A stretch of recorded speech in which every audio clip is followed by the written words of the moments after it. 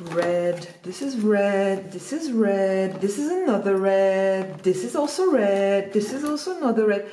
If you like me and you have accumulated tons of different reds, different colors, I have a trick for you on how you can structure and find the right color. Stay tuned.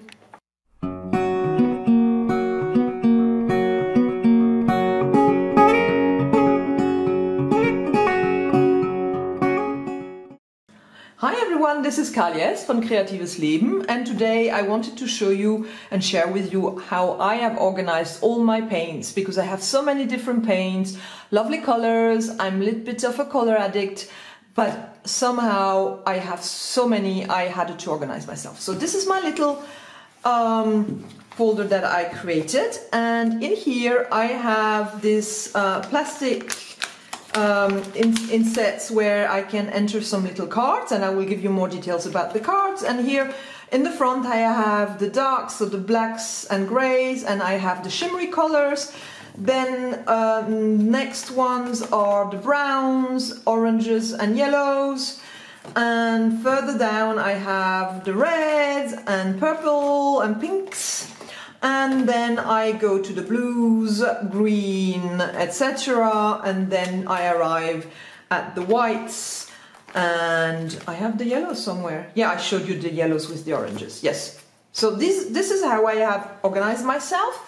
And I'm going to give you a close-up on one of my cards, so to give you an idea on how this looks like. And I'm going to get you closer. Here we are. So this is how a standard card looks like ideally. Sometimes I don't have all the information, but this is how it should look like. So at the top I have the name of the color, so dioxanine purple, and I have the brand. So here this is a Golden Fluids color.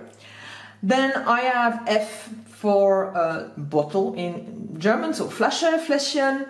And here I have two numbers. Here's the number I could reorder the color. So I could go to Golden Fluids and reorder the color 2150 -1, and I would get the same color in case it goes out. You know, this always happens because I use my colors obviously. And here at the bottom I have the name of the pigment within the color. And here you see it's PV for violet 23. And that's a pigment that they use here to create this wonderful color.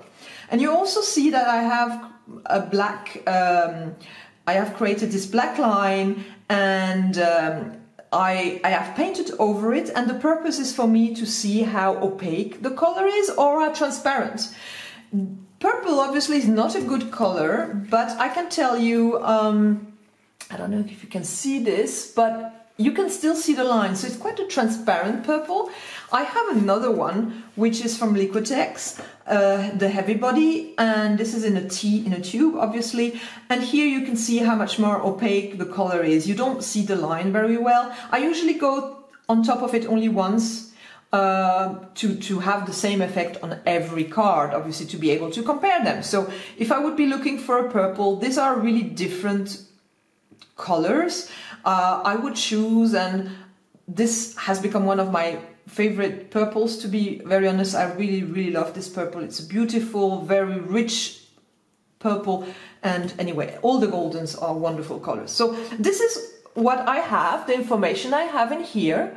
I have also another card to show you as an example. This is a mixed pigment color. So this one is P violet 23, this is P white 4, P white 6, and this is a mixture of colors of two different white pigments, which seems surprising, but as you can see, it's not a real white, it's more of an off-white, and that's why it's more likely a mixture of the two pigment.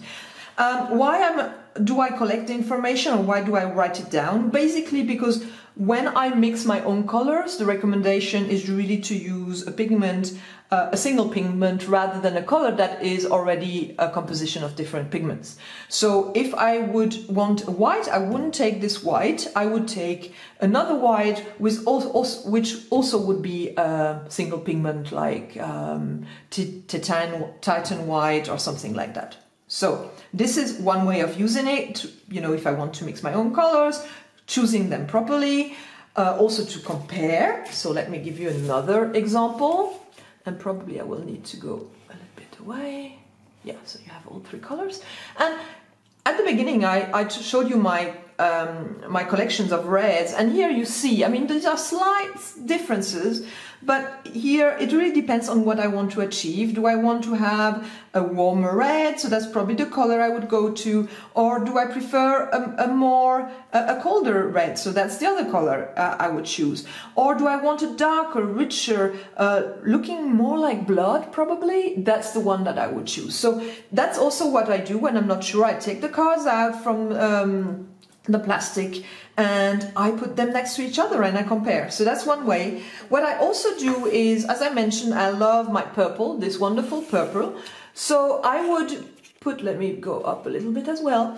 I would say I want this purple, but I want to add another color into my composition, and I would want to add red because I love red, and then I would put them each next to each other like this and go, oh yeah, that could work.